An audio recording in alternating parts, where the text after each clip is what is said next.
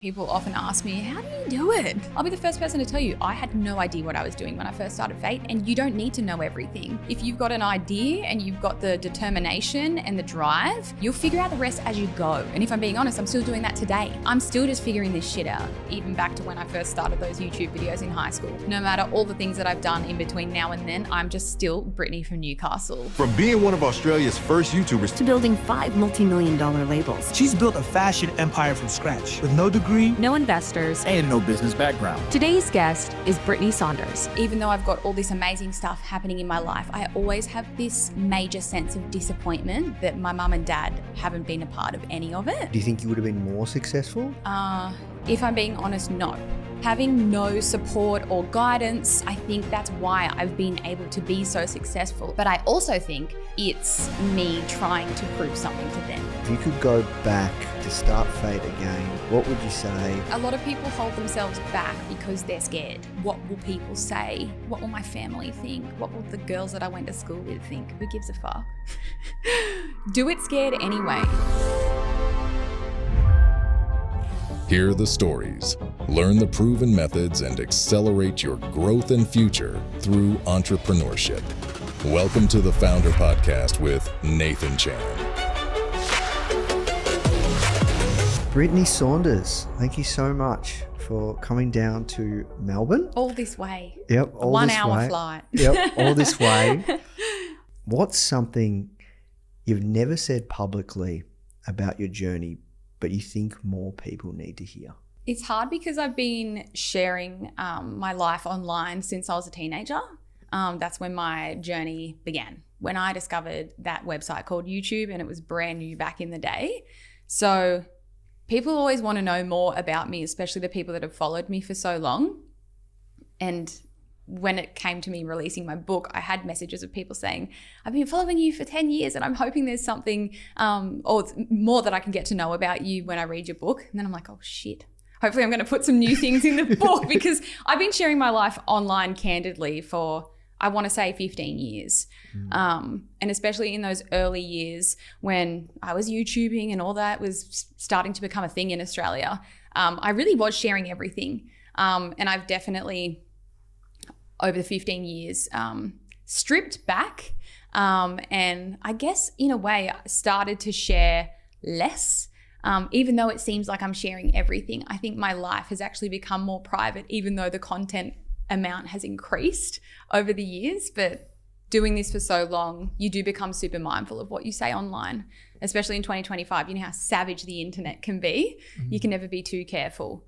So I wouldn't say that there's anything that I have never said there's probably lots of things that I've never said on the internet before that people would like me to say. But I think a big one, which I touch on a little bit in my book, and I know we were chatting about it earlier this morning, is that on one hand, I'm so happy that my life has turned out this way. And everything that I'm doing, if I told myself 15 years ago, this is what you're going to be doing when you're 32, like I'd be ecstatic. And you would I wouldn't believe it. I'd say, you're joking. But I think the one thing that I feel is, even though I'm so proud, and that's another thing I'm really learning to do, is like be proud of myself. I feel like it's a hard thing to do when you're achieving all these things. I don't know what it is, imposter syndrome. But I would say the one thing is, even though I've got all this amazing stuff happening in my life, I always have this major sense of disappointment that my mum and dad haven't been a part of any of it. And I just have always felt like, what a missed opportunity.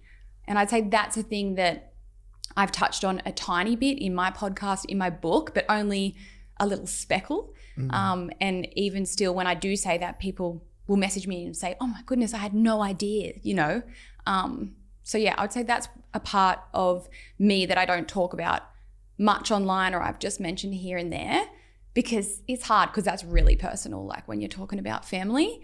But I'd say that's the one thing that I wish I had in my life, because I feel like it's just, what's the point, So do you think you would have been more successful? That's a funny question, because if I'm being honest, no. I think that because for context, my dad walked out of my life when I was 14. He ran away with a woman. And then from that, like my mum and I were just on and off like my whole life through those developmental teenage years and into my early 20s. And she's not in my life right now. I think because I felt like I had no choice but to just figure life out for myself, I think that's why I've been so successful. You know, they say people either have it in them or they don't. And I believe that as well. Like it takes a certain type of person to like start a business and build it into an empire. But I do think, weirdly enough, that having no support or guidance, even when I was in school, you know, like dad wasn't in the picture. And with my mum, it was, I don't give a shit if you don't go to school. Like, see if I care. Like that was kind of the vibe of our household.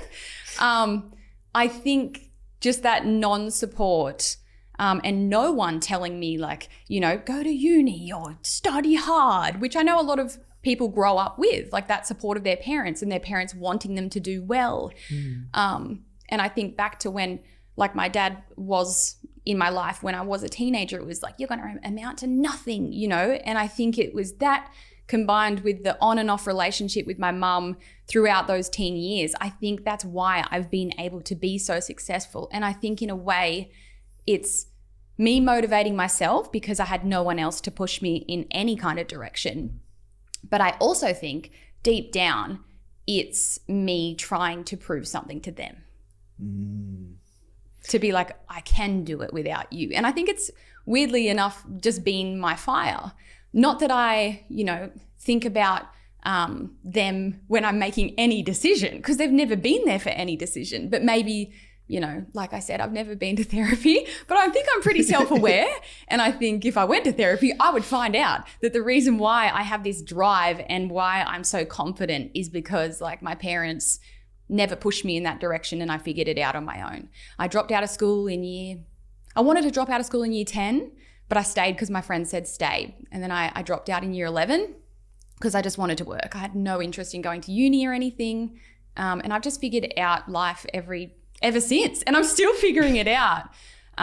So as disappointed as I am every now and then, and especially, you know, this week, I'm almost doing like a press tour this week. And I'm going around to all of our 5 FAYT stores, and we're doing like a community event. We've got a PR night in the middle of it. We've got 6 events across 6 nights. It's in moments like this where I'm so excited and can't believe that I'm getting to do this within our community. But then like that's when the thoughts come into my head, oh my God, like wouldn't this be so cool if I had a mum and dad that could come along to these things to cheer me on or like be proud of me. And it's so crazy as well because I obviously have this massive online community and people that have followed me forever.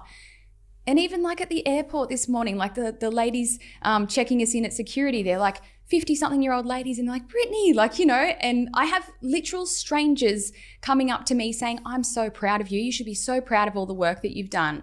And that always makes me go like, shit, like, you know, I can't believe that there are strangers out there that support me more than my parents ever have. And that's the weirdest thing ever, but I'm very grateful for it. Yeah, thank you for sharing. And, you know, I can resonate partly with this because we were talking about this before. So my parents did push me, but they never really believed in me. So my dad used to, you know, my parents are super supportive now and they see what I'm doing now. But like before that, you know, my parents used to say to family friends, they'd joke, well, if things don't work out for Nathan, we can always get him a Jim's Mowing franchise. Oh my goodness. So, I mean, Jim's Mowing is still slaying and they've branched out. They've got laundry, they've got hair, they've got beauty, they've got everything. Yeah. Don't get me wrong. I ended up interviewing Jim. I know how well his business is doing. Wow, what a full circle moment for you. Yeah, but so I can relate to, you know, want to feel encouraged, want to feel I just feel like it's a part of my life that's missing. And, you know, I think it's been an eye-opening experience for my partner, AJ. We met when FAYT was about to launch, like all those years ago. And I'm sure he would have walked into my life being like, what is going on here? And he came to the launch party and he would have been like, what is this? Because he was just an electrician.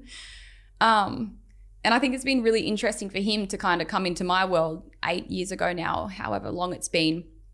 And obviously he's in FAYT now. Like he runs FAYT with me, which is just the craziest thing ever. And we never planned that. It just naturally happened. He was the volunteer for the first few years of FAYT, finishing work and coming and helping me in the garage pack the orders.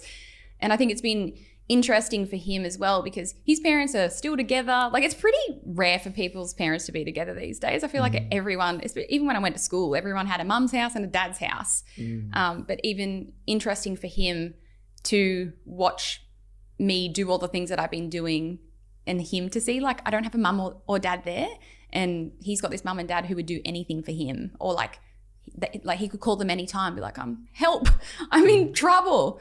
And so yeah, I just always look at people who have parents in their life and parents that support them or are proud of them for like the smallest little achievement, like even just like getting a little pay rise or getting a different job title, and how proud parents can be. And then it just kind of makes you feel like shit when, you know, I've done all these great things. I like to think I'm a good person. I'm like, what a waste. You know, every time a 60-year-old woman is nice to me at the airport or wherever and they say they follow me online, I'm always in the back of my mind thinking, do you want a new daughter? Do you looking to adopt? But like, I don't have any bad feelings towards my parents. I think, I don't know, I've just had a bit of a different experience when it comes to being a child of two people, and my sister has had an extremely different experience with the both of them. And that's disappointing as well, because I think our relationship has been so different to what it could have been had we had the same experience. But like at the end of the day, like I'm so thankful, because I often think, you know, if I did grow up in a traditional home where I was pushed to do well and finish year 12 and get a good ATAR, is that what it's called these days? Yeah, ATAR? That's what it was back when I went to school. I don't know. We call VCE. Oh. Yeah, for me it was VCE. Yeah, I think it's ATAR, but I don't know if it's changed. No, Enter. No, ours was called Enter Score. Yeah. There you go. Yeah. Well, New South Wales is ATAR, but it could be something different now. It's been a while since I went to school. But I often think, you know, if I had grown up in a home where I was encouraged to go to uni, imagine how different my life might look today had I had parents that pushed me to do that. So like, I'm grateful. Hey Foundr fam, I want to take a quick break from the conversation to talk to you about something super exciting. We're officially partnered with Omnisend, the email marketing and SMS platform built specifically for e-commerce founders. We've been recommending Omnisend to Foundr students for a while now because it just works. Whether you're launching your first store or you're scaling to 7 figures, it really helps you automate your marketing and get real results. Did you know on average, Omnisend customers make $68 for every $1 they spend, which is an insanely good return on investment. And because you're part of the Foundr community, you get 50% off your first 3 months with the code FOUNDR50. Just head to omnisend.com/Foundr without the E to get started. All right? Now let's jump back into the show. You definitely are not lacking confidence. You've built 5 multi-million-dollar brands: FAYT, Staple Swim, Form, OUTDŌ Collective, OUTDŌ Espresso. And we have Glazy too now. And Glazy, yes. Yeah. Yes. So, you know, you've got a really incredible track record. So I'm curious, like, tell me, how did this thing start? Like, obviously you started on YouTube. Yeah. You were a content creator before it was a thing. You were an influencer. Now we're called content creators. Yes. Yep. That's the cool thing. But like, why did you start there? like how? Yeah. So when I was in high school, I think it would have been year 8, I discovered YouTube. It was a brand new website. And that was when, like, you can imagine what the internet was like back then. YouTube looked completely different. This was before your Instagram, your Snapchat. Like, I think there was just MySpace and Facebook had just come out, and then there was YouTube. And Facebook was for the old people. Like, the mums were on there. That was embarrassing. And so I found this this website called YouTube. And even thinking before year 8, when I was a little kid, our next door neighbors, they had like a desktop computer with like the webcam on top of it. You know, those like little ball ones. Yeah. And so any chance that I got, I would go to their house and use their computer, and I would use Windows Movie Maker on the little webcam, and I would like talk to the webcam, like just being silly. But I just remember loving talking to the camera even when I was, 7 or 8.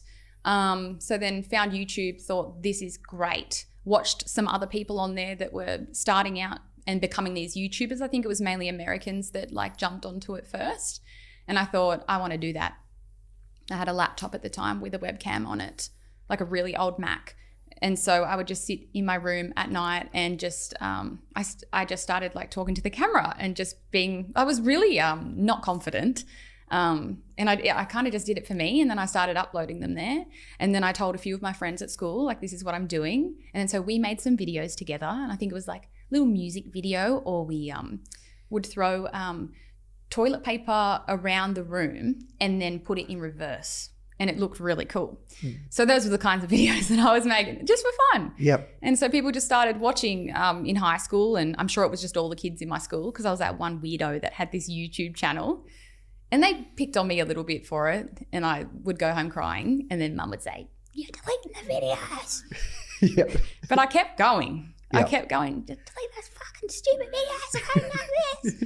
You know, but I kept going. I kept going.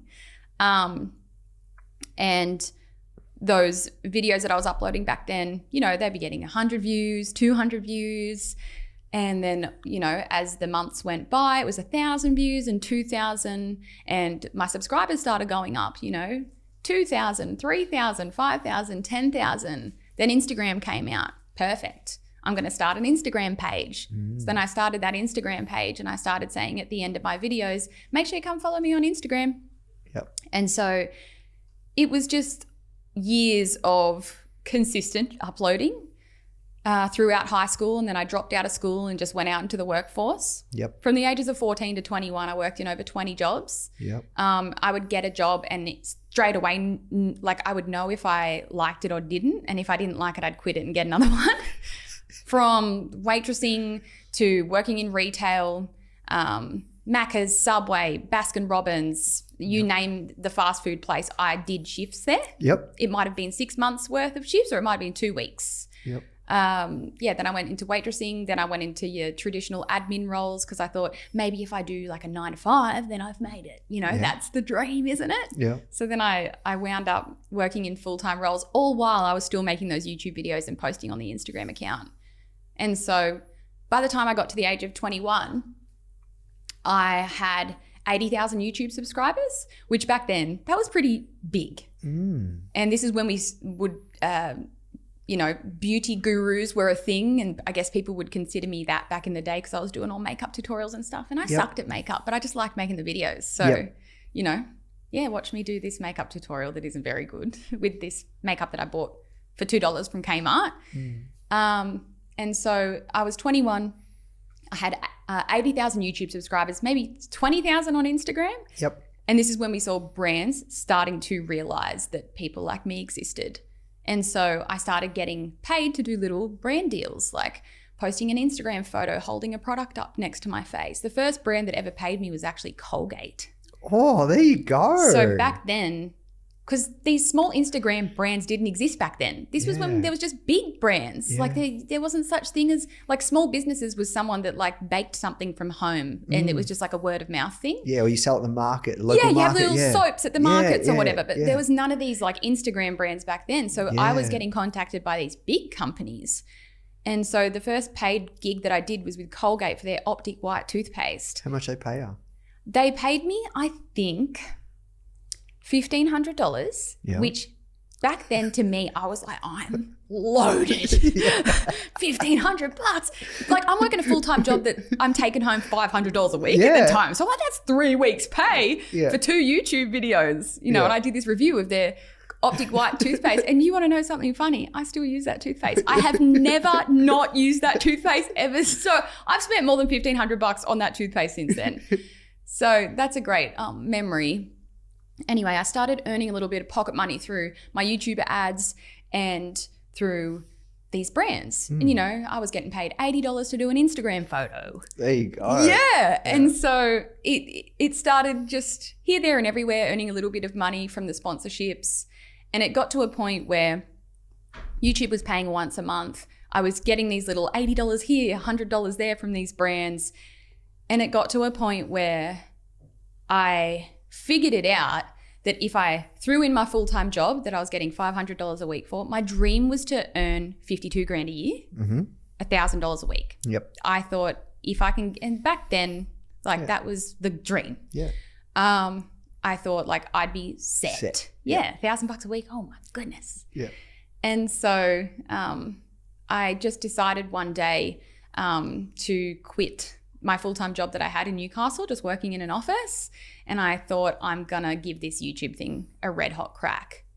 And that was 2015? Oh, I'm really bad at maths. Yeah. That's actually one thing I'm really bad at. You were 21. Yeah. You moved. Yeah. So you did this at 21. So 11 years ago. Yep. Okay. So 2014. Yeah. And so I thought, what's the worst that's going to happen if I quit this job? I'd had over 20 by this point. I'd worked everywhere, like sales. I worked at a school camp at one point, teaching kids how to do sport. Yep. I'm not even sporty, but like I just was willing to give anything a go because I was looking for something that I enjoyed. And so I threw in that job at 21 and have never looked back. Like that was the start of me figuring out my journey to becoming a business owner. And throughout working all of those jobs and starting that YouTube channel and doing my Instagram, I dabbled in a lot of other things that felt like hobbies, but now reflecting back, they were businesses. Like what?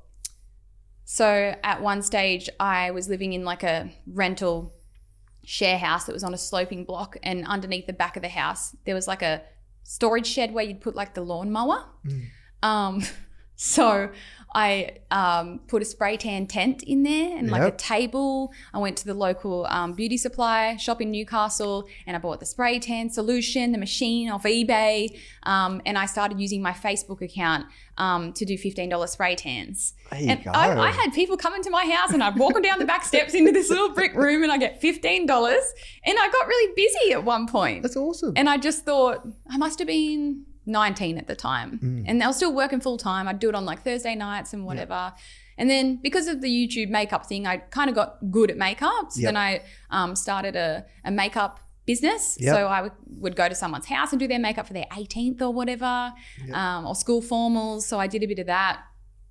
I had a body scrub business as well when I was around 20. Just making up coffee scrubs at home because I saw that Frank Body had just started. And I thought I'm going to do that too. And these were just all little things that I did, and I just thought it was fun. Like I didn't really think this is a business, and I never like set up a business bank account or anything. I just had it all going into my personal account, or when people give me cash in hand.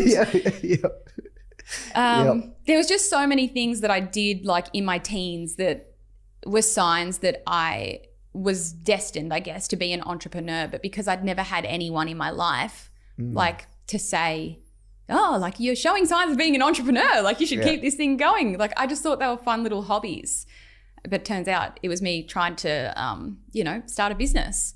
And so I just always tried anything and everything. Like even thinking back to when I was, a little kid, like I would set up little stalls out the front of my house and try and like sell my things or sell my Easter eggs. Not that I ever got a customer, but I just always loved playing shops or, and so I had no idea at the time. But yeah, looking back, there were so many things that I did before starting FAYT that were just signs that maybe I was meant to be my own boss. And that's why I hated every job that I had, because I was destined to do my own thing. I just had to try all the things to get to that point of realizing, oh shit, like this is what I want to do actually. And so after the age of 21 and quitting that full-time job at 80,000 YouTube subscribers, I then spent the next 3 years hustling on that YouTube channel, 4 to 5 videos every single week. And the channel grew from 80,000 to 1 million subscribers. And that's when like all the money started coming in, the AdSense money, the big brand deals and everything, the massive Instagram audience. It just happened over 3 years. So it wasn't overnight. The internet back then was a lot different. You can post 10 TikToks now and people can go viral and have a following overnight. But it was, 3 years of consistent uploading and entertaining and it's a grind. Community building. And then, I got to 1 million subscribers at the age of 24. And it was also around then that I launched FAYT. And again, people always ask, so what was your inspiration about starting FAYT? It was just another one of those things that I thought I would try. Like I'll admit, I didn't have these big dreams. Yeah, we're going to be this clothing brand with all these stores and 5 stores and sizes 6 to 26. It was just me, like the little entrepreneur that I always was, thinking I'm going to try something else now. I tried decorating and selling iPhone cases at one point. Like I just tried anything and everything. But FAYT was the one that stuck and actually turned into more than me just doing something at home. And I guess the difference was I had an audience of 1 million when I started FAYT. And that was like, obviously, a customer base if I could do it right. But there was no thought when I started FAYT. I had saved a heap of money from doing all the YouTube stuff. So I had enough money to get my shipping bags and like all the things. And I went to Bunnings with AJ because he'd just gotten with me, and we had a double garage underneath our rental that we would both park our cars in. I said, AJ, you're gonna have to park on the street from here on out because I'm setting up this little business in the shed.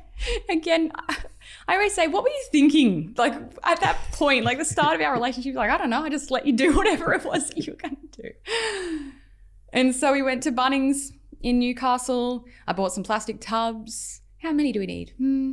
Let's just start with like 12. To put the stock in, just line them up on the floor. Figured out how to manufacture stuff overseas. Yeah, tell me about that, because a lot of people, that's where they get stuck. Yeah, I think it's overwhelming. I made a few good connections being an influencer with people that were in the fashion industry, and they were able to like point me in the right direction of being able to get stuff made. Yes. I didn't know anything about Alibaba back then. Yeah. But I know now that's like everyone's like place that they go if they're wanting to make anything. Yes. But I had a few people that I knew and they said, here, work with these people. So I got given some connections for manufacturers. And I worked with them for the first couple of years of FAYT, but have since like moved on and work with different people now. But I think you're right. Like a lot of people do get extremely overwhelmed when it comes to starting a business. And because there's so many businesses out there now and everyone seems to have their shit together, and when you're brand new, you can be like, oh my God, I have no idea what I'm doing. But I'll be the first person to tell you, I had no idea what I was doing when I first started FAYT, and you don't need to know everything. Yeah, that's right. You just need to have a laptop and a phone and you can figure it all out. And the beauty of business is if you've got an idea and you've got the determination and the drive, you'll figure out the rest as you go. Get all the things that you need, get your shipping bags, sign up to Australia Post, build your Shopify website. I did it all myself. I taught myself how to do e-commerce photography. I bought a paper backdrop off eBay. I got girls that I knew in Newcastle to come into my shed and I was shooting my website images. Like it was just very figure it out as I go. And if I'm being honest, I'm still doing that today. Yeah. Like I'm still just figuring this shit out. I say to, like if we're ever dealing with, you know, a staff issue or whatever at FAYT, I'm like, I'm just a girl. Like, I'm just still trying to figure this out for myself. This is my first time I'm owning a business. Give me a break. But yeah, it was just figuring stuff out as I went, and FAYT started in the little shed under my house. We had a townhouse. It was on the bottom floor. Hired my first employee there. It was AJ's mum's family friend's daughter, you know, and she was coming over to my house 2 to 3 days a week to just help me doing all the things, help me shipping out the orders, processing the returns, just being an all-rounder. And I didn't think beyond that point at that moment in time because I had no idea what I was doing. I didn't have a dream of this turning into something big. I just loved doing what I thought were little hobbies. Yeah. And then it went big. It went big from the shed. And I think that's the best place to start, right? It is. And one thing that I didn't do back then when I started FAYT was I didn't show that part on social media. So I announced to the world that I've got this fashion brand, and I would go upstairs because we had a spare bedroom which I turned into my little home office. So I would go on my YouTube channel in the home office, but I would never show the shed because I was scared what people would think. Because, I don't know, people on the internet can be savage, and back then I was the only one really doing it. And so if I could have my time over again, and especially if it was in 2025, I would have documented the shit out of me in the shed. Oh, like, this is me packing an order. But I thought, oh no, if I show people my dodgy garage setup and me packing clothes and doing everything at my little desk that I got from Officeworks, they're going to think that my business isn't legit. And even I thought the business wasn't legit because it was just this little hobby that I'd started, you know, because I didn't have a big business mindset back then. Like, I was just a girl giving something new a go. I had no goals. I had no plans. I wasn't looking at any of our finances. When I started FAYT, like, I had a decent amount of money in savings. I didn't track how much it cost me to start. Like, I just was paying for shit as I needed it. Yeah. And I think that's the thing with business. Like, yeah, it's great to have a business plan and a marketing strategy and a finance report, but also sometimes it's just about starting. Yeah, I agree. That's the biggest thing that holds people back is just starting, right? Yeah, and that getting is, that momentum. Yeah, just starting is the hardest bit. Yeah, for many. Yeah, for many. So you started this brand in your garage. Now it's an 8-figure business, multiple retail stores. Mm-hmm.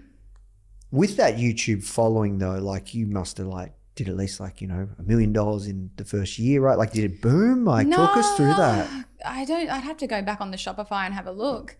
We would do like a launch and we would make like 20 grand. Yep. And I'd be like, holy shit. Like, I mean, at that point as well, like, I was earning a decent amount of money myself because I was still in the YouTube prime. Yep. So I was probably earning, 200 to 300 grand a year just through brand deals and YouTube stuff.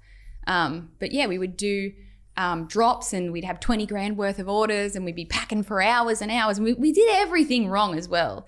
One story that I love sharing is I didn't know that you could have shipping labels that could be printed on a sticker. So what we would do for so long, like, even when we moved to our first and second warehouse, we still did it this way, like, not just in the shed. We would print out our Australia Post shipping labels on an A4 piece of paper, but in the top left corner. Yeah. And then we would have to do 2 cuts, like across and up. That would be the shipping label. Rested on the parcel, 4 pieces of sticky tape around the outside. And we did that shit for at least 2 years. And then I discovered, you can actually buy like a roll of Dymo label. I went to Officeworks. I'm like, look at this.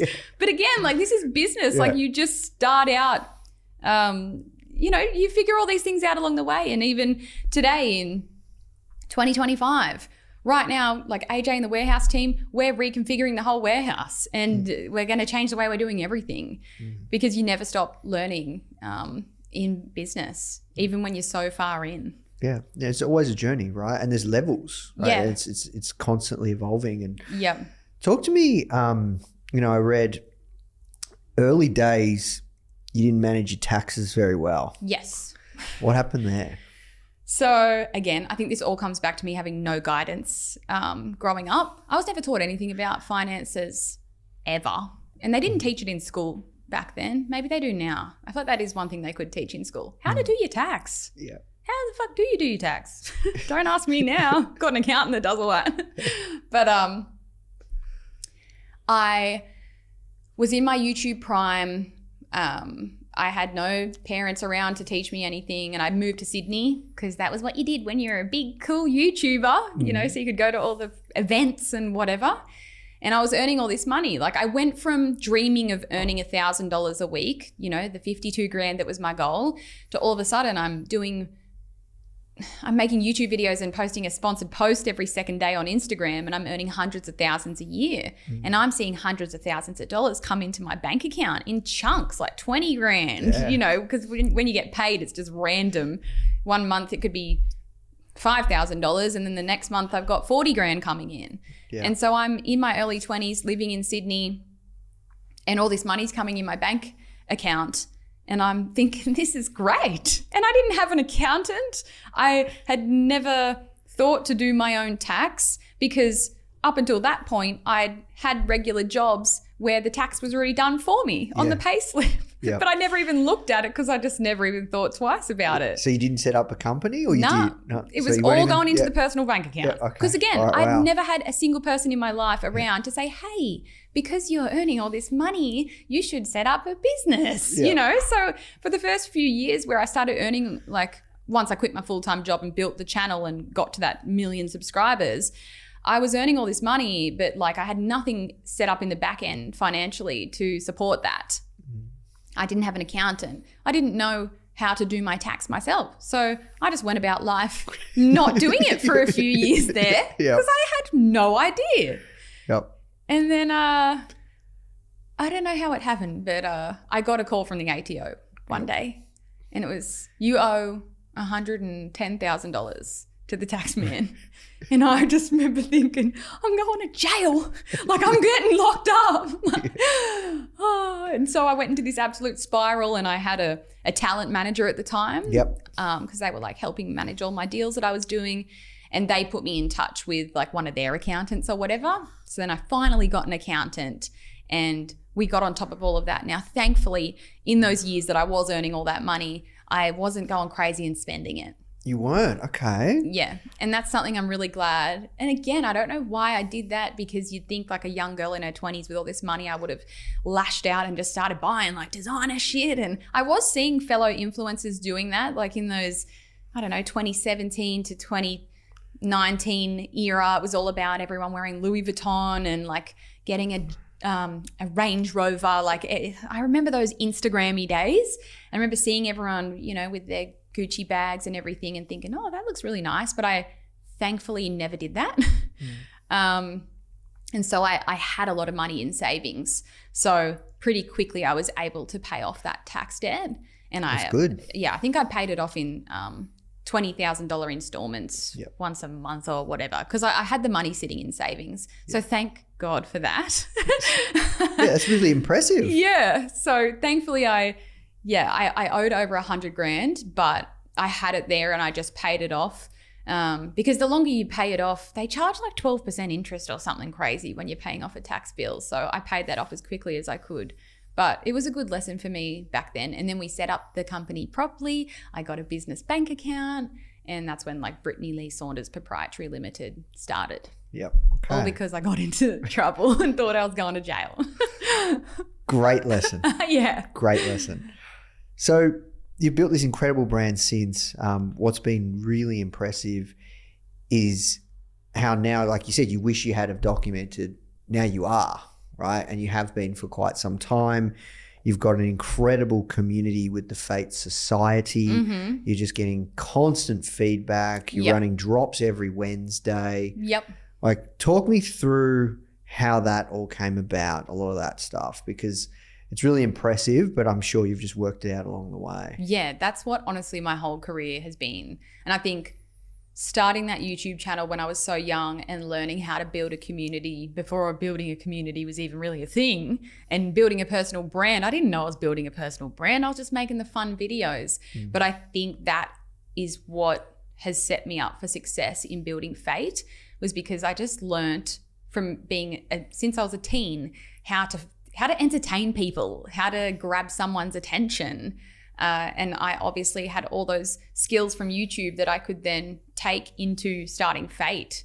And that was like my strong point, was like, I can build a community around this brand. But even then, it was never intentional. I never thought, I'm going to con these people into buying all my shit. It was just like I wanted to share my journey. And in doing so, we then have built this whole community within FAYT. It's been completely organic. Like, I think organic marketing is the reason why we are where we are now, and like why I'm doing what I'm doing.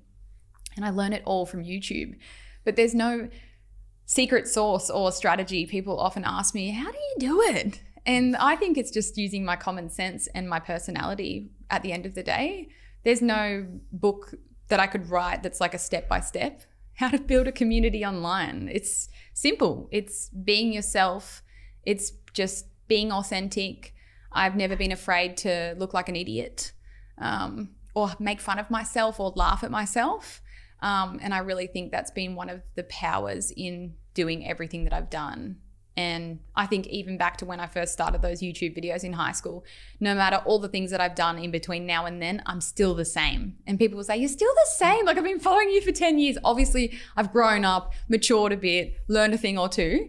But at the end of the day, I think I'm just still Brittney from Newcastle. And I think that's been like one of the biggest key factors in the success of FAYT, is that I've just always been open, transparent, sharing my story, the highs and the lows, and people have really resonated with that over the years. And I think that's why the FAYT community is now so big.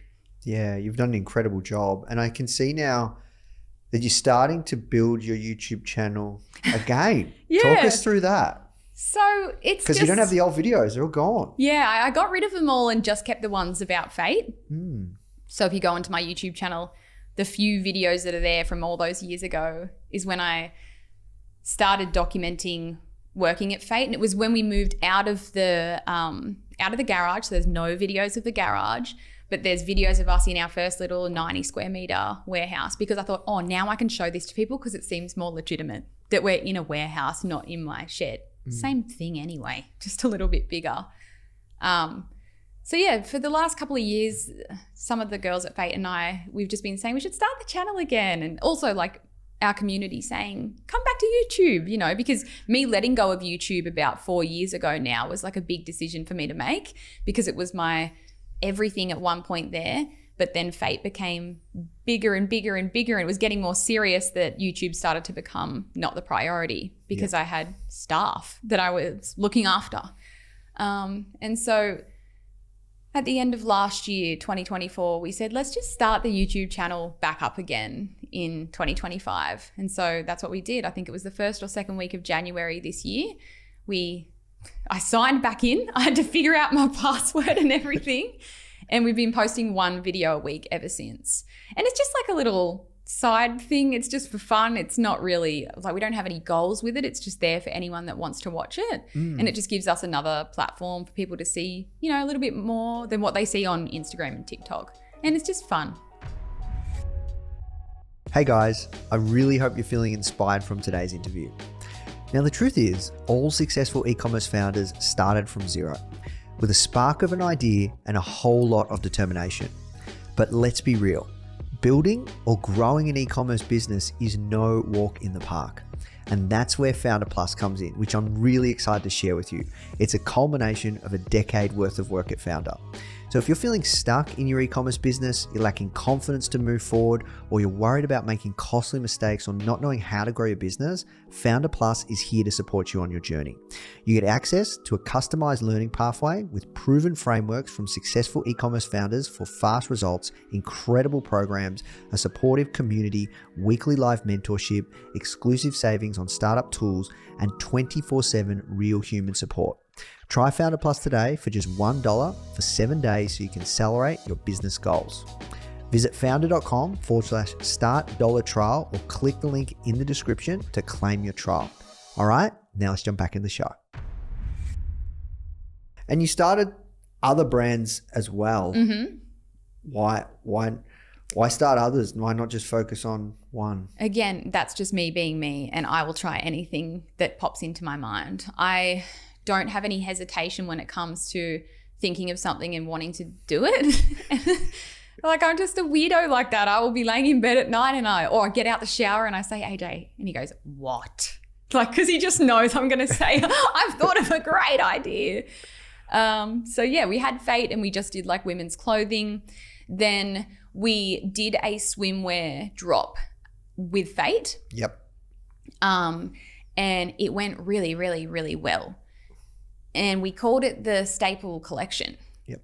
And it was like black and white swimmers, just really basic.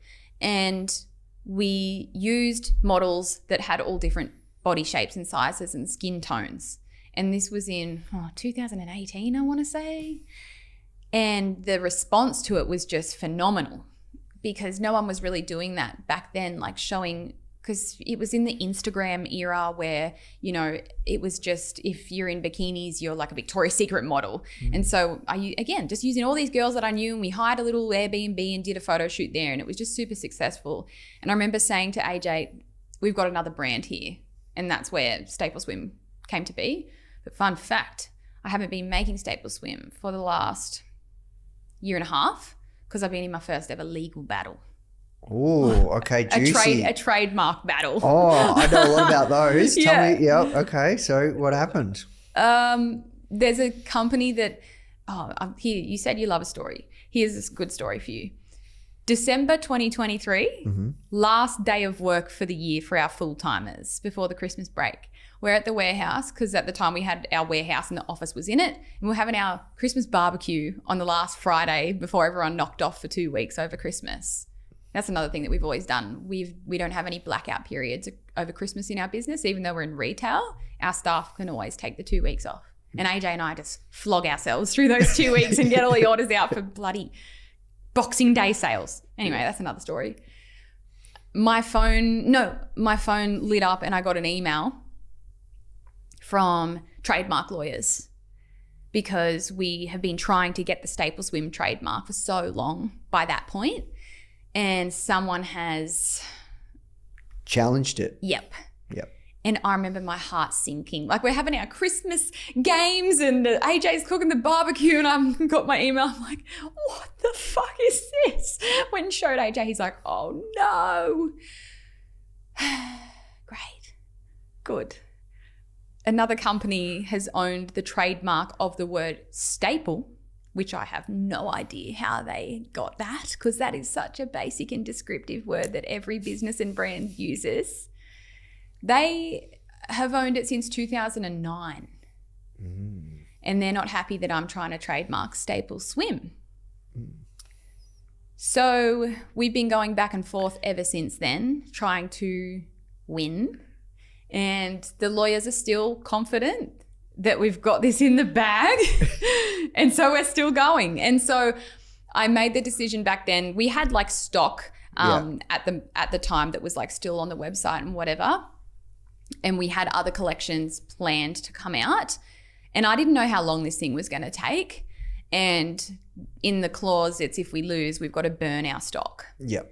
And I'm going, because we've never dealt with anything like this before. I'm like, what? Like, actually set it on fire? And AJ's like, yeah, we have to prove to them that we burn it.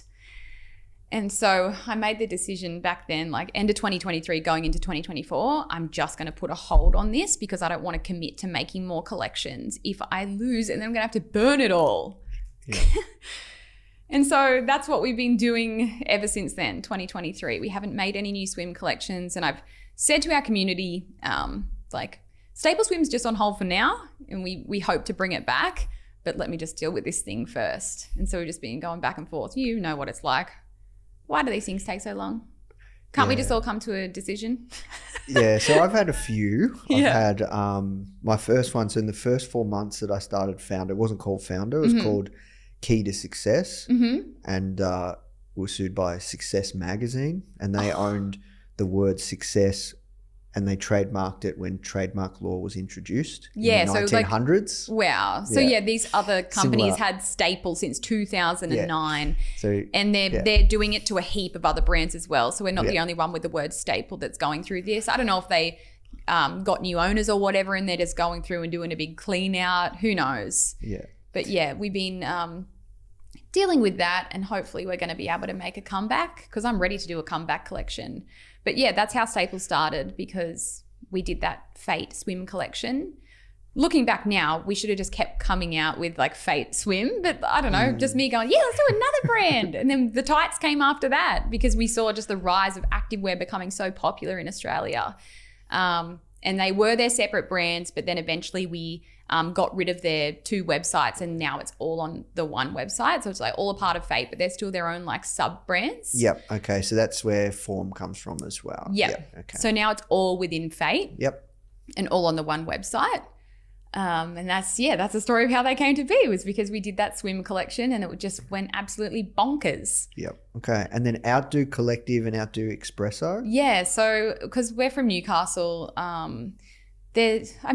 Newy's up and coming now, but you know, a few years back, there was nowhere for us to shoot content. Yep. Like no photo studios or anything like that. And we were often traveling down to Sydney to just shoot with models.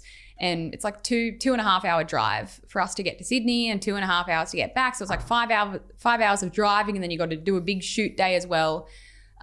So me just being me and wanting to give anything a go, I said to AJ, why don't we build our own content studio? And he said, okay.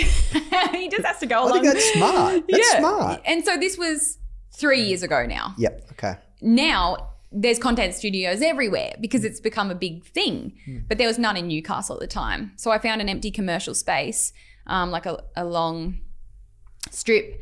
And so we went in there. I'm like, this is perfect. Great natural light. It was a cold shell. So it was just a grey concrete room. Yep. And I'm like, let's build a content studio in here. We can use it whenever we want, but then we can also hire it out to other people that want to use it. And then the commercial space was so long, and I have like a big hospitality background from back in the day. I was like, why don't we just throw a coffee shop at the end? Again, just another one of those like little ideas that I had that's just so crazy, but it's just the way that my brain is. And so we opened the coffee shop as well. So we built them. I documented the whole thing on Instagram 3 years ago. And we opened both businesses at the same time. Hired a team, went and did coffee training. I knew how to do it. AJ did some training. He taught himself how to do it all.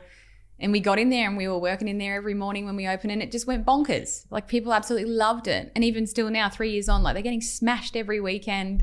And we had the content studio for about a year and a half, renting it out to other people, even had like small functions in there, a lot of professional headshots, corporate headshots, little micro weddings, because it was just like this beautiful blank white space that you could just transform with styling.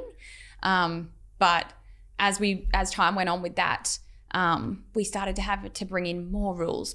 Don't touch the curtains. Don't bring red wine in, blah, blah, blah, blah, blah. And it just got to the point where I'm like, this isn't even worth it because it's so much admin to hire it out for, $150 an hour because no one else was doing it in Newey, and I didn't want to be too expensive because it's Newcastle. Yep. Even though it was this state-of-the-art fit out. And so the bookings become less and less and less and less and less because we're like, no more parties, no more hens, blah, blah, blah. It's just headshots and photography.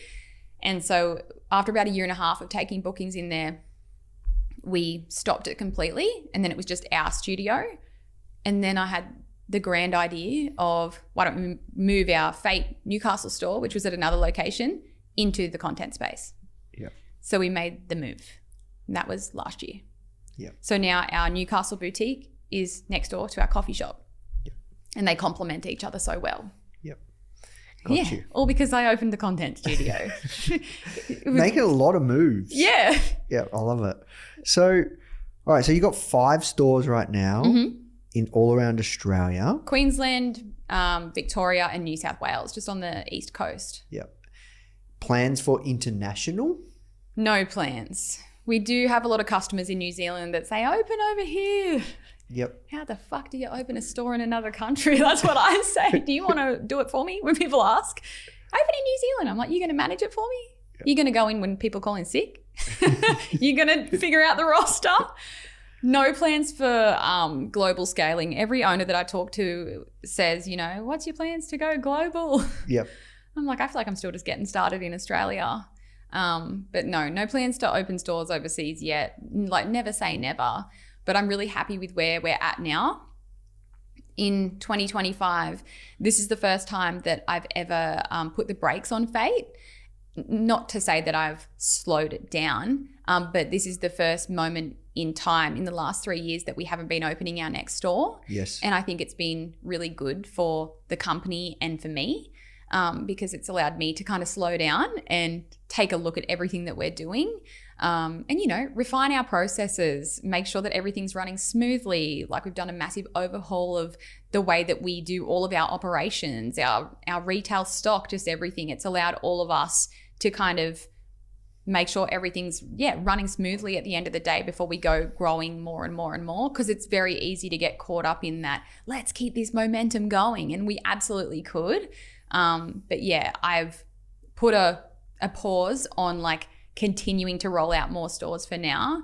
And I think it's been one of the best things ever because I've felt like I can breathe, that we don't have another store opening, because it takes over your whole life when you're opening a new store, especially when you're doing the whole fit out. And I'm so hands-on with every single store opening. I'm the one dealing with the agents, the leasing agents, the architects, the builders. My phone's ringing all day, every day. So-and-so's not on site. And I'm like, so it's a lot, and it just takes over our life, and it's super fun and exciting. But yeah, for now in 2025 so far, we've just been focusing on the foundations of the company. And I think it's really important for businesses to do that every now and then rather than always focusing on growing. I think it's really important to also focus on like nurturing where you're at and like where I'm at now, I never could have imagined in a million years when this all started in the shed that we'd be at where I am now. And I think in 2025, again, like how there's so many successful, crazy businesses out there and you're living in a world of comparing yourself to all these other businesses, it's just important to stop and look at actually how far you've come and what you're doing now and just be like, you know what, I'm happy with where this is at, rather than always thinking of the next thing. So that's what I've been doing this year. And where did that come from, this shift? Just how hard it all is, especially when it comes to opening a new store. Like there's so much work and so many moving parts, and our community always say, open in Perth, open in Adelaide. And I just think, like, do people not see like how big of a commitment that is? And yeah, we did 4 stores back to back after, because our Newcastle one we just had since 2019. It was just our newie store. Like it was just easy, you know, it's around the corner from us. And then we did the other 4 back to back. And like it's great, and I loved opening them all back to back, but it's just a lot. Like it's a lot on our team. It's a lot on every department of our business. And then we had to, you know, move warehouse last year because we opened all these other stores and we need more room for stocks. Then we had a massive warehouse move last year, which was a monster of a job, and I never want to move warehouses again. But now we've filled up our current warehouse already, like not even a year into the 5-year lease that we signed. So AJ's been at another warehouse this morning, but it's only across the road, so we're just gonna like have 2. Okay, that's cool. But yeah, we just had like so many years of extreme growth. And, you know, when you're opening more stores, then your warehouse team needs to grow and your head office team needs to grow to be able to facilitate these stores. And so I just think we opened our Parramatta store in November last year, and that was just the end of the year. And like we ticked that one off and it was all up and running. And then we went into Christmas. This Christmas just gone, well, it's nearly 6 months ago now, which is crazy. Yeah. That was the first Christmas that AJ and I have ever had off work since starting FAYT. And so we had 2 weeks off, and like we didn't go and pack orders, which is crazy. Like we did our Boxing Day sale online early so that our warehouse team could pack the orders and then go on their holiday as well. And so AJ and I took our first ever break, and it was just so nice. And I think it was that made me realize I don't always have to be thinking of the next big thing. We can just slow down and kind of enjoy where we're at. We're still growing despite the fact that we're not like making any massive moves, like opening more stores. Like the businesses continue to grow in those 5 months, which is crazy. But yeah, I think it was just like the end of a crazy 2024 that made me go, let's just stop for a second. And I'm going to stop looking at commercialrealestate.com because I don't want to get any other ideas. Let's just enjoy this for now. And, you know, in a few more months' time, like I've done the book and everything else, so I've been super busy regardless. But it's allowed me to focus on, you know, more of my personal brand. I've been able to start doing more business style videos, which I'm finding I'm really passionate about. And it's just allowed us to focus on ensuring our team that has been with us for so many years are all still good despite the crazy last 4 years that we've had, because all of their jobs have evolved completely. Like April and Grace that are here today. Grace started as a casual in our Newcastle store. Now she's a national retail manager of our 5 stores. Wow. I've got all these staff that have been with me through the last crazy 4 years. So now we've just like stopped and like we're still busier than ever. But yeah, it's just been a nice slow down kind of. Yeah. Oh, I just spat across the table. No, look, I respect that. I just, not many founders I hear say, hey, we're going to pause and take stock. It's usually just go, and never stop to think. Yeah. I think it was AJ and I having 2 weeks off at Christmas that made me think I'm not going to look into opening any more stores for now. Yep. Mind you, sometimes I go on commercialrealestate.com and I just see what's around in Adelaide or, you know, Tasmania. Our customers ask us to open. We get asked to open stores everywhere. But it's just been good to just slow down and make sure that everything that we're doing now is just running how it's supposed to be. Who knows? in 2 weeks I could start the next store. Like, but you never know. And I operate very randomly like that. All right, girls, come on, we're doing another store. We're going to Adelaide. And they're like, all right, here we go again. But yeah, for now we're just cruising, but still scaling. Yep. And focusing a lot on online and our 5 stores that we have for now. I've always said that I don't want FAYT to grow too big that it's out of my control. I think I'm one of the most hands-on CEOs that there is. I feel like when people think of CEO, they think of someone that goes around to the business stores and whatever once a year and you don't know anyone's name or whatever. But I've got my fingers in every corner of the business, from what warehouse staff member has said something about someone else and they're upset with it, all the way through to what's happening in our Melbourne store and everything in between. And I like it that way. And yeah, like you just hear of these owners scaling so big and exiting at 200 million and whatever. But I don't know. I think it just goes back to me just being Brittney from Newey, and I'm just happy to be amongst it all. And like, I love it still. And I've had so many founders say to me, get out now before you hate it.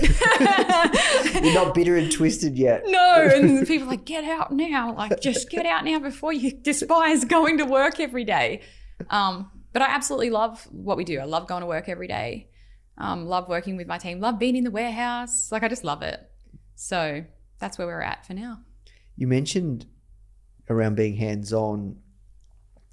I love personally that you run your own ads and you're in it. You know how to grow social media accounts. Like, you're still, like you said, very, very hands-on. Why is that? And do you think that that's important for founders? I mean, it's different for everyone, I think. I think it all comes down to your circumstances and what's going to work best for you and what's best for the business. But I just love all of that stuff. Like, one of our team members is moving overseas, and she's our e-commerce coordinator. And so we've just had to put up a new ad yesterday. And I am looking at the ad and we're posting about it on socials. I'm like, that's my dream job. Like, if I could play around with Shopify and EDMs all day, like I would love to do that. So I think it's just, I love doing all the things. I love being in the Meta business suite and ads manager. Like, I just genuinely love doing the tasks. You want me to upload some stories? I'll save them from Canva and post them. Like, I just love doing stuff like that. Yeah, so I think that's why it's a craft. Yeah, I really enjoy it. Like, us putting up that ad yesterday for our eComm coordinator. If I didn't do what I do for a job, I would love to do that job, you know, because that's just a dream. I love like shuffling collections on the website and uploading new banners and making it look all pretty and optimizing the website so that it's going to get the most amount of conversions. I love making the ads. I love checking the ads every 2 seconds on my phone to see how they're going. I love pushing the budgets up to see if I can make a bit more. So I think that's why I'm still so involved with every inch of the business, because I just love it. Yeah, no, look, I can resonate with that. So the unfortunate thing is, though, is as your business grows, you get further and further away from that over time because you have more people and you really have to make this transition from founder to CEO. Yeah. And so how has that been, that transition? Like, it was hard like a few years ago because I was so hands-on, even still like maybe 3 years ago, where I was designing our EDMs. I was shuffling the website. I was doing the eComm photography because we do everything in-house at FAYT. There's nothing that gets done externally. Like, we do all of our eComm shoots, all of our shoots, everything is done internally. All of our PR, influencer marketing, it's all in-house.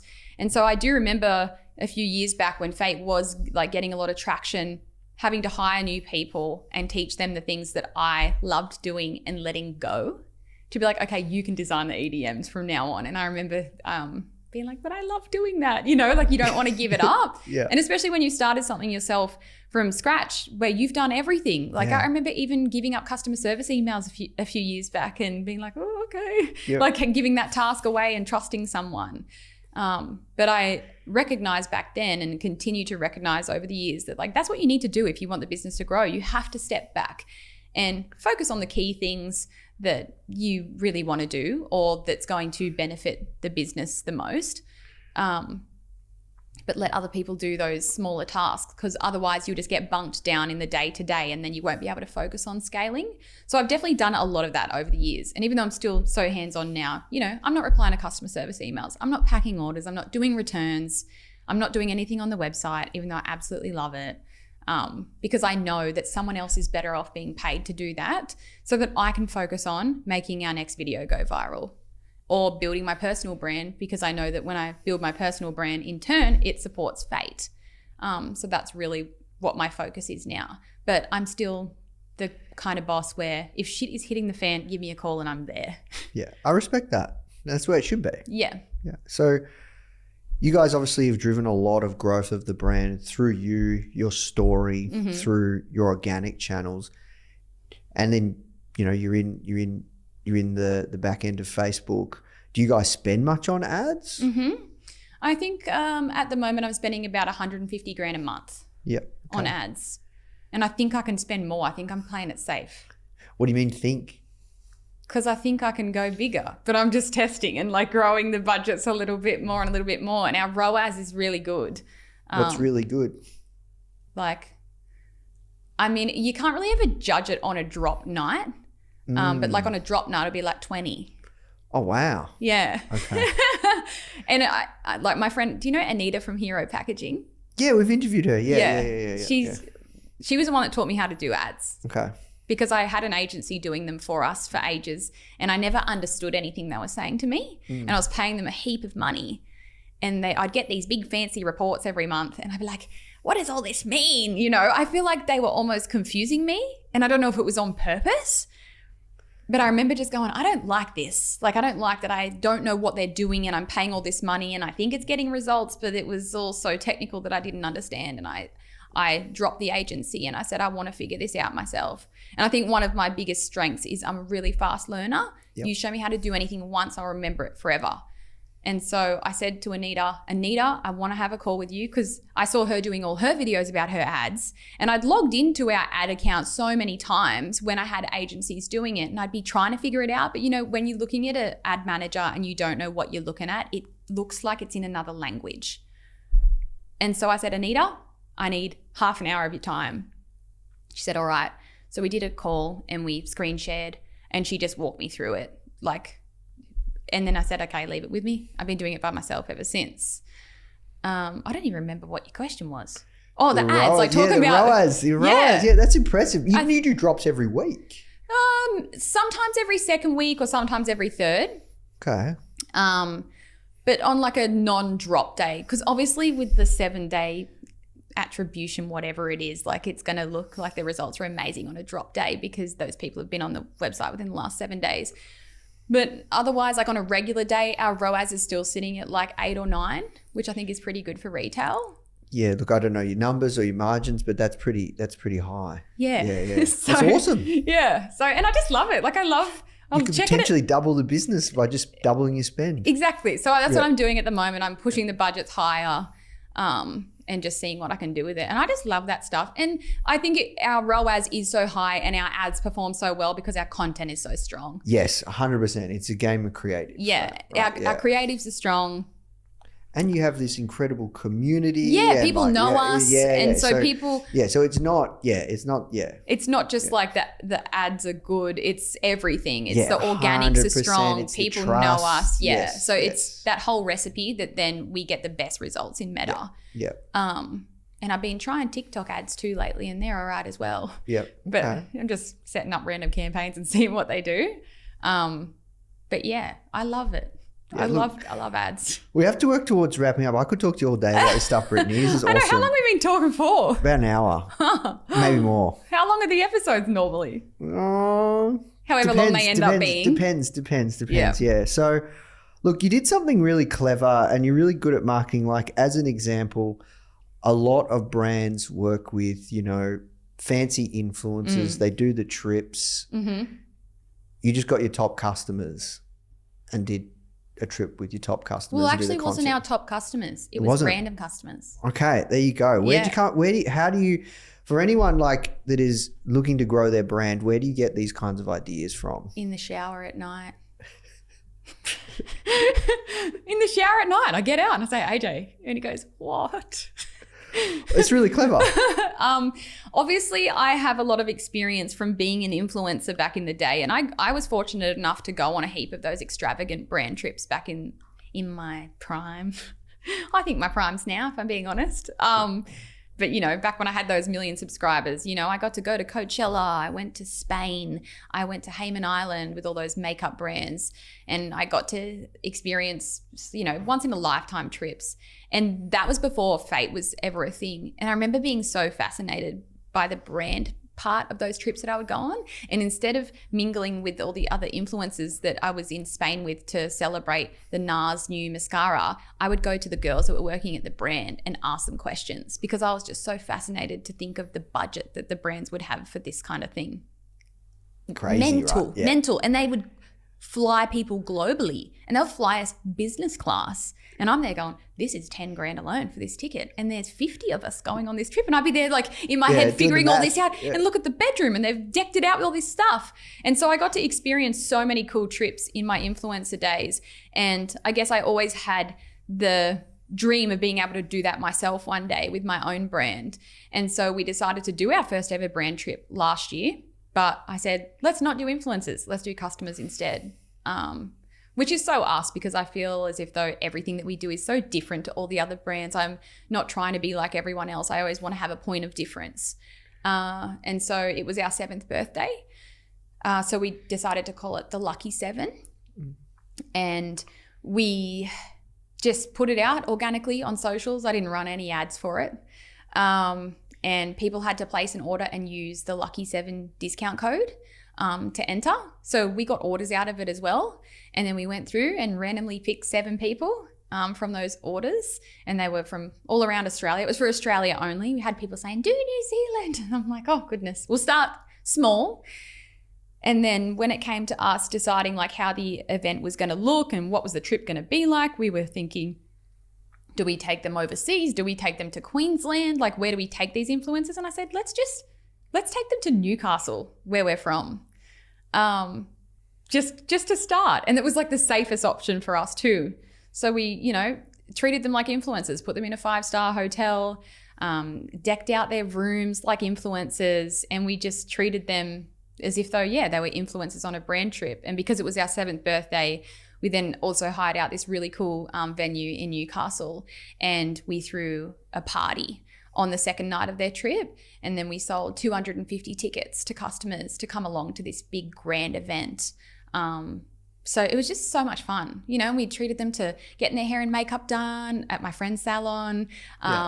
You know, we went out for fancy dinners and lunches and just like wined and dined them, and then had a big party with 250 customers. And my friend helped me MC the night. We did massive giveaways and prizes. Everyone got a goodie bag. So we had to do 250 goodie bags, got all other brands on board to like gift stuff.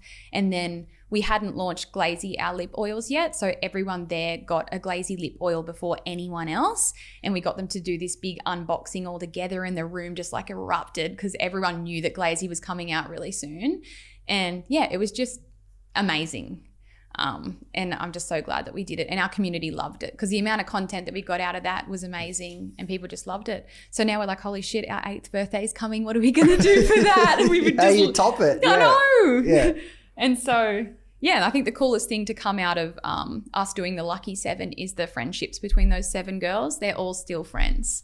And awesome. they all still catch up and have a group chat, and they're always like messaging us saying we're all catching up, you know, or like doing a Zoom call together, because it's just priceless friendships in the community. Yeah, that's true community building. Yeah. That's awesome. So you wrote a book. We haven't really talked about it. What compelled you to write the book?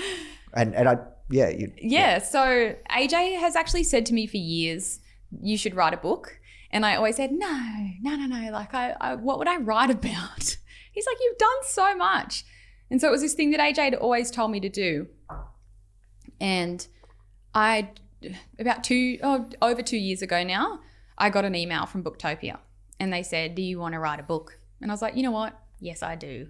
Yep. And so that started, just over 2 years ago.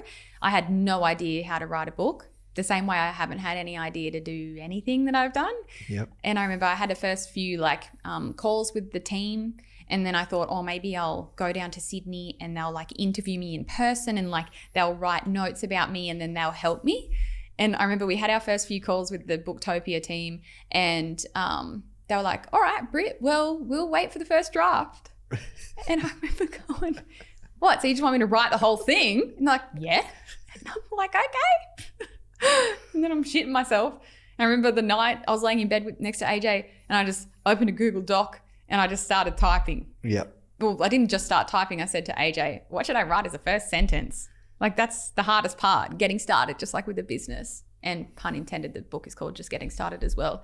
And I remember joking to him and saying, how about I write once upon a time? Yeah. Because that's how fairy tales begin. And so I wrote that as a joke, and then I'm like, no. And I put a line through it. It's still in the book.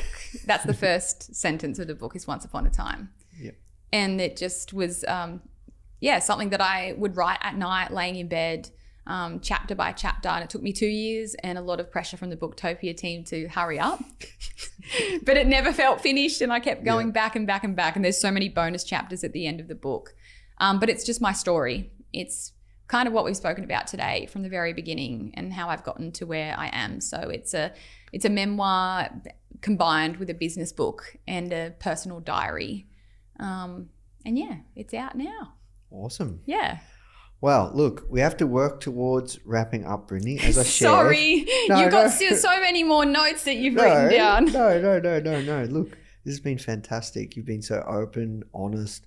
Your stories are awesome. I love it. So, look, anyone that's listening to this, they either want to start an e-commerce business or want to grow an e-commerce business. For anyone in particular, what would you say, what advice would you be if you could go back to 21-year-old Brittney to start FAYT again? What would you say? How would you go about it? What would you do? What would you share with people? What does it truly take? Just guts. I think it just takes guts. And I've got a new saying that I love, and I've been doing some keynote speeches lately, and I've been using it as one of my power slides, and it's do it scared.